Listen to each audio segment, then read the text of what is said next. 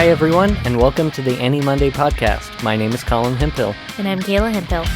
On our show, we roll the virtual dice each week and must watch a randomly selected anime title. Thanks for joining us. Hi. A couple weeks ago, we hit the random button on Crunchyroll, and the anime that appeared before us is called Cromartie High School. Cromartie High School began as a manga series in 2000, and then they ran a short-form anime series for 26 episodes in 2003. These episodes are about 12 minutes each, and so we set out to watch 6 of them, but we made it through 4, so we'll be talking about those 4 episodes. Kayla, would you like to share the plot with us? Absolutely. An average student named Kamiyama enrolls at the infamous Cromartie High School, a rowdy school with a reputation for its delinquent students.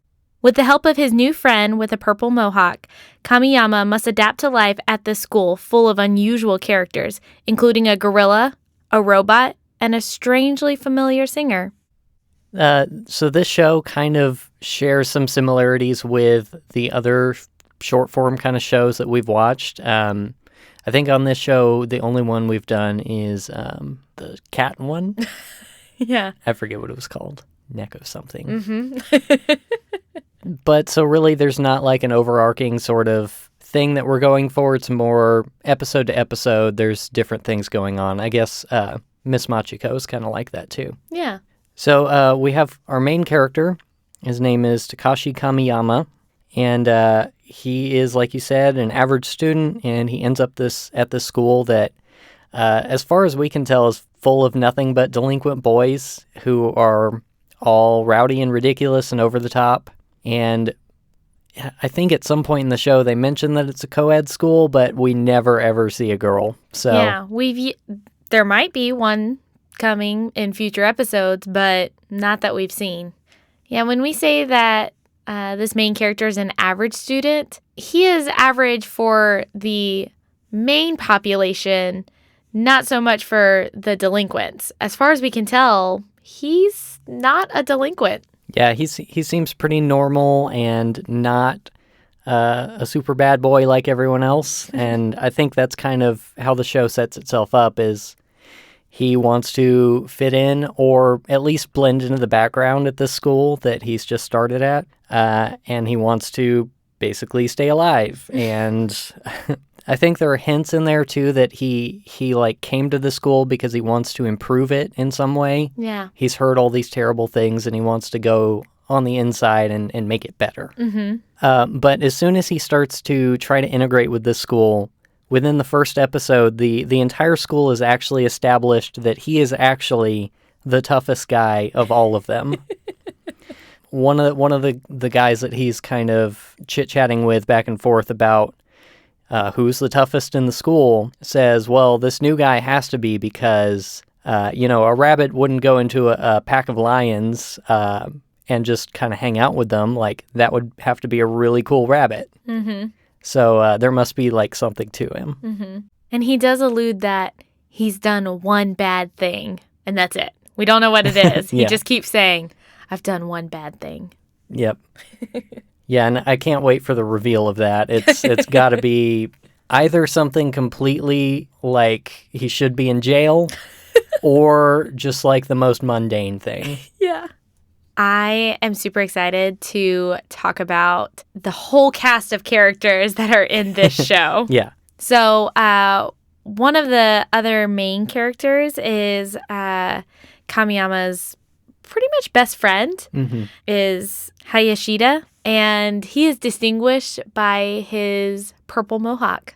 Yeah. And that mohawk seems to have some sort of free will. It does.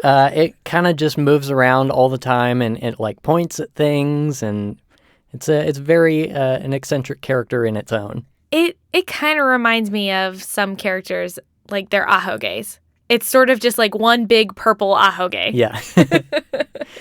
Which is fitting because he is pretty dumb, too. He's real dumb in the show. But yeah, like as soon as Kamiyama gets to the school, he somehow hooks up with this guy and they become friends. He kind of helps him adapt to the new place that he's in, and whenever there is stuff going on with the other guys, they're always together. Mm-hmm. And speaking of other guys, there are at least 2 that I would like to talk about. Okay. Which one first? a good number of the other boys are just kind of like other tough guy, biker-looking sort of people.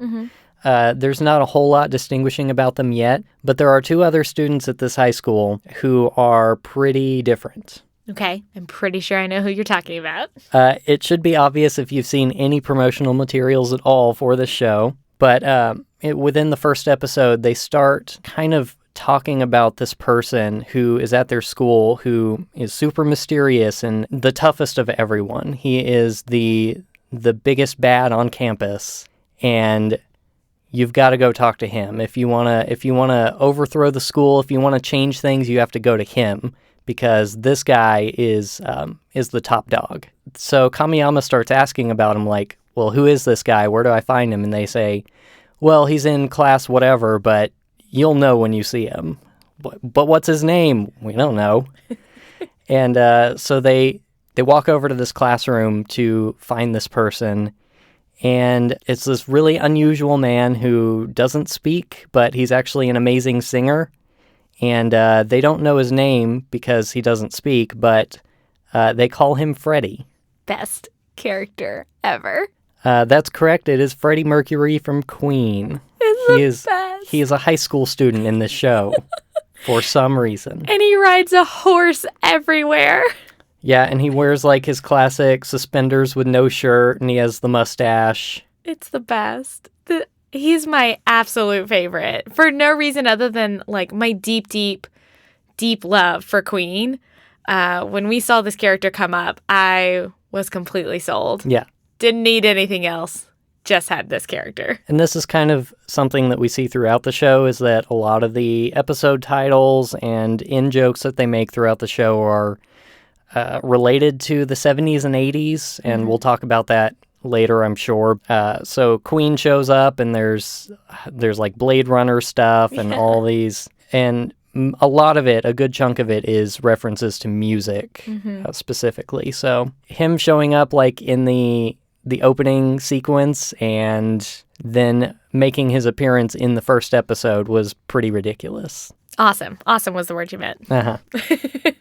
There's one other character who is unique as well. I mean, besides the gorilla, but, We haven't gotten to encounter the gorilla too much. Yeah, he's apparently a sushi chef, though. Yes. I'm going to try that again. Okay. A sushi chef.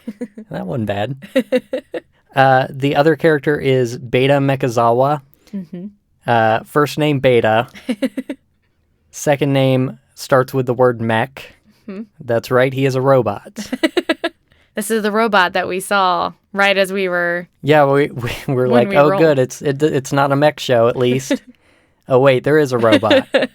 But the thing about this character is that most people in the show don't acknowledge that he's a robot. They don't even seem to realize he's a robot. Yeah, except the main character and his mohawk friend. Yeah. The running joke through that episode is that the main character and his friend keep wanting to bring up the fact that he's a robot, and they keep expecting everyone else to talk about it, but they're actually talking about something really ordinary about him. All the while, he is like putting oil on his head and all of these robot things. Yeah, he like opens his head and like tightens some gears in them, and everybody's just like not commenting on the fact that he's a robot. They're just like, what is that pin on your jacket?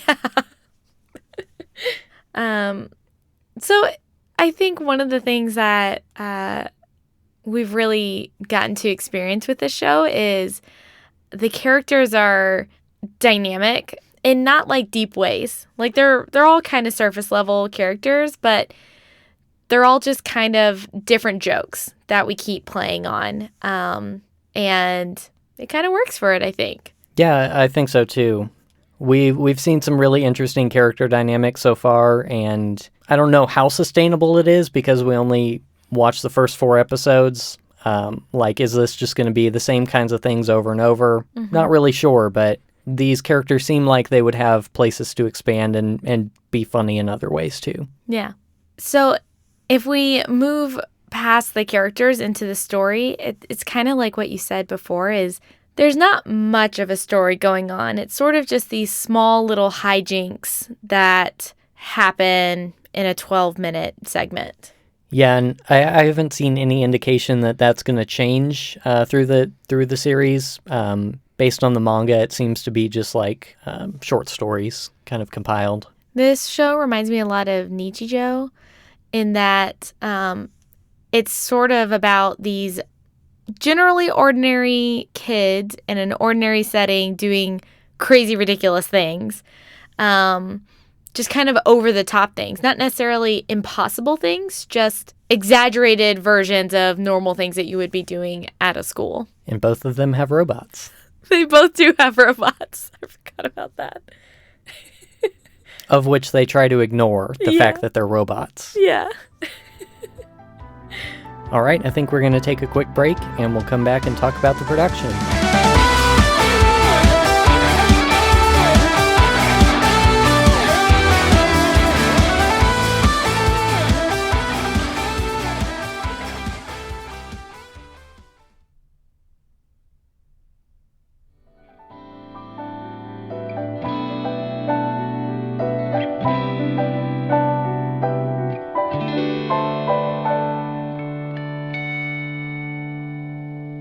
And we're back. We are back. So, Colin, do you want to talk about the animation style, music? I would love to. I actually have more to say about this than probably the characters and the lack of story. So overall, I think the animation itself has aged poorly. This looks like it was kind of low budget at the time, and this was like early 2000s.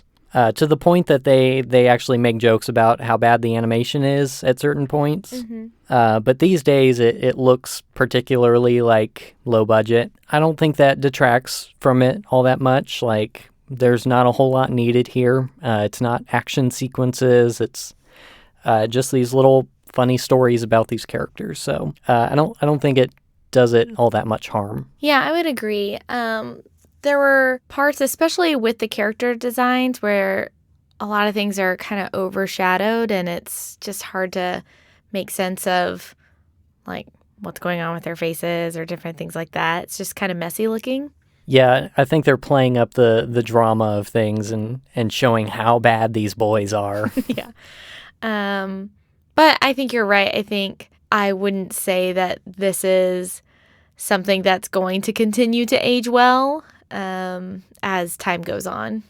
Now, what I do think they did pretty well is the overall kind of aesthetic that they're going for. It's very clearly like late 70s, early 80s. You've got leather-clad boys. You've got pink mohawks.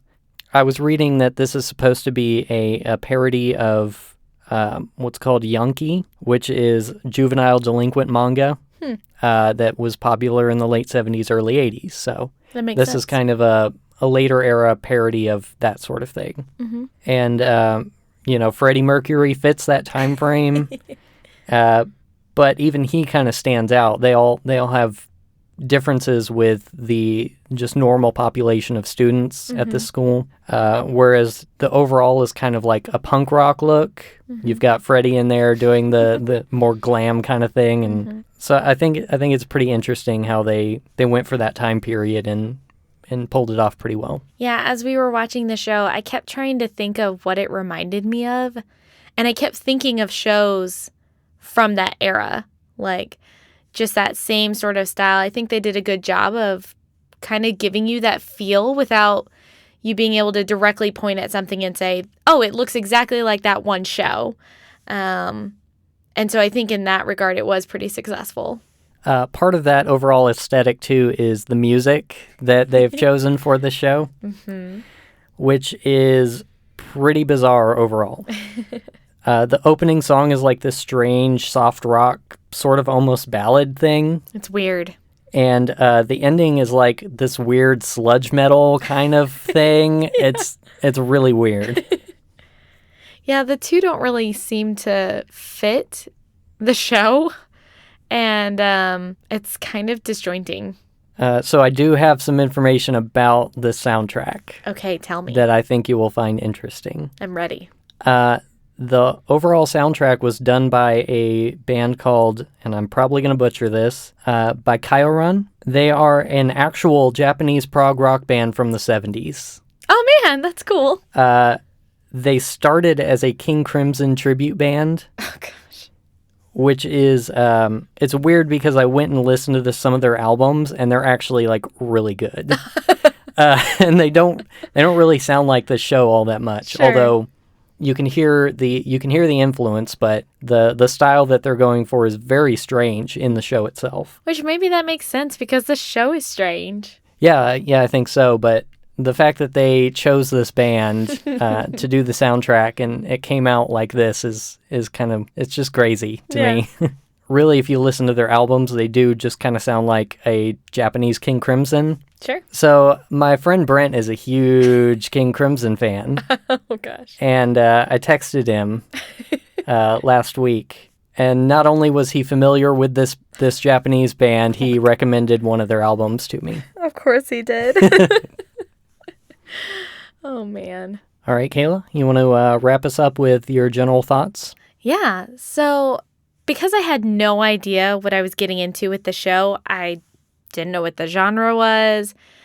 I just had no idea. It took me a little bit to kind of embrace what the show was. Basically until Freddie Mercury came on. Then I was all on board.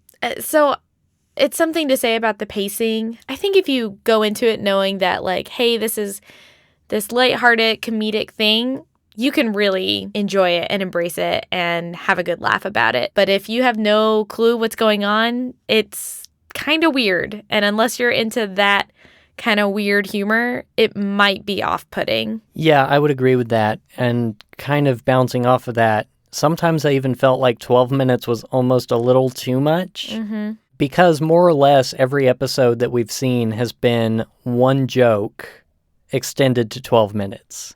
It's like, how many times can we talk about the robot without mentioning that he's a robot? Mm-hmm. And by 12 minutes into that joke, it was starting to wear out a little bit. So sometimes I even wondered if it would be better a little bit shorter even than that. Not to keep comparing it to Nichijou, but something that I think worked for that show is that they would split. So it's roughly the same amount of time for the show, but they would shift environments or characters in order to not have the gag go on too long. Yeah, Nichijou specifically, like being a full 24-minute show, was broken into, I think, like a half dozen different segments within the episode. So by the time you finish the series, even though you've watched like 48 episodes, it says each segment has a number card, and it was like 170 something or whatever. Yeah, and it's just long enough for you to get the joke, have a good laugh, and then get out. And this show didn't quite have that same execution, but it had the potential to, and you can still enjoy it. It's just the timing is maybe not quite there. Yeah. And the other thing about Nichijou is they have like multiple casts running simultaneously. Mm-hmm. You've got the whole storyline with the robot and the scientist. Yeah, and the professor. Yeah. And then you've got the three girls at school, and you've got several other things running at the same time. And so they're able to bounce between even sets of characters. And so if this show just kind of focuses on the one character and his friend, then again, I'm not sure about the sustainability. Sure. The other thing I wonder about this show is that with me not being familiar with the genre of manga that this is trying to parody, I can't say whether or not it's successful as a parody. And so me going into it, a lot of it just comes out referential rather than parody, which isn't always my favorite. But it's mine. Yeah, sure. So I actually felt sometimes that some of the parody fell flat because it's such a wide variation in genres and styles and things that they're trying to pull together, rather than just focusing on the punk rock aesthetic that it kind of sets up from the beginning. Sure. That said, the two surprise characters that we've met, being the robot and Freddie Mercury, really make this show great and enjoyable to watch overall. Oh yeah, definitely. So, Colin, would you watch more of this? I would say yes with caveats. Okay. The caveat basically being I'm not going to agree I'm going to watch this whole show hell or high water. Like, Sure. I would say I would give it, another 4 episodes, however long it takes to see if it's worth continuing all the way through. Okay. But overall, yes, I would enjoy watching more. And how about you? Yeah, I actually agree. I would say yes. I kind of have a stipulation too. I don't think I would watch it like straight through. I think this show would be a really good show to watch to break up a really heavy show that I was watching. So say like I'm watching something like Bakemonogatari and I need something a little lighthearted. This would be a really good go-to show where I can kind of laugh and smile and just have some lightheartedness where I don't have to hyper engage emotionally with it. Yeah, that sounds like a pretty good way to watch this show, honestly. So I would agree with that too. All right. Well, I think that does it for us this week.